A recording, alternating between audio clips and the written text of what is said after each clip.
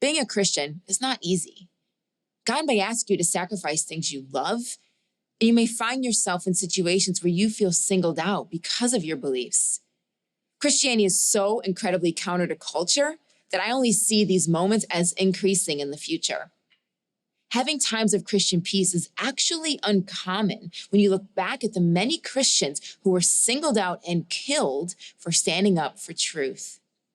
The Christian A.W. Tozer once wrote, "We tend to think of Christianity as a painless system by which we can escape the penalty of past sins and attain to heaven at last. The flaming desire to be rid of every unholy thing and to put on the likeness of Christ at any cost is not often found among us. We expect to enter this everlasting kingdom of our Father and to sit down around the table with sages and saints and martyrs, and through the grace of God, maybe we shall. Yes, maybe we shall. But for the most of us, it could prove at first an embarrassing experience. Ours might be the silence of the untried soldier in the presence of the battle-hardened heroes who have fought the fight and won the victory and who have scars to prove that they were present when the battle began." That quote reminds me that I might one day sit down with others who have sacrificed and paid a cost for the faith.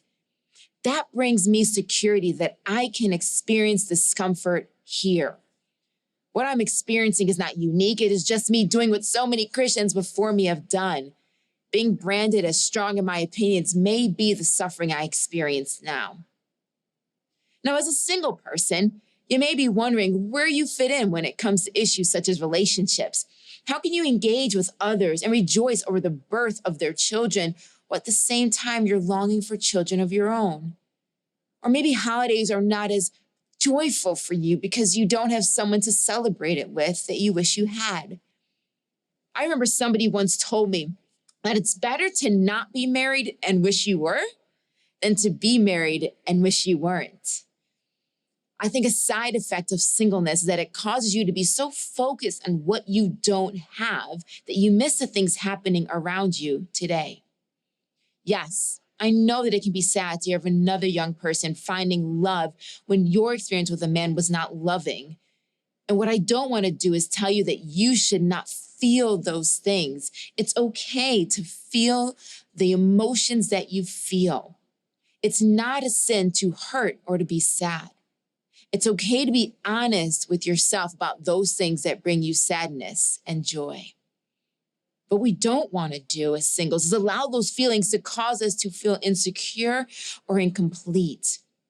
If you're someone who longs to have children, maybe ask yourself, are there children around you that you can help or that would benefit from spending time with you? Are there friends you can spend more time with who are struggling in life and that you can help? I recently decided to help a friend who is coming out of many bad circumstances in life, and I've been helping her learn to cook. She's in her mid-30s. Her situations in life have made it so that some of the basic things that we do, she's never been taught.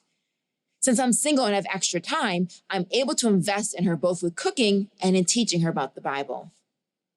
While singleness hasn't made me feel insecure, it can make me not as effective in ministering to the people around me. Why? Because if you dwell in your singleness, you will not have the energy to be the hands and feet of God to people around you. So don't waste your singleness.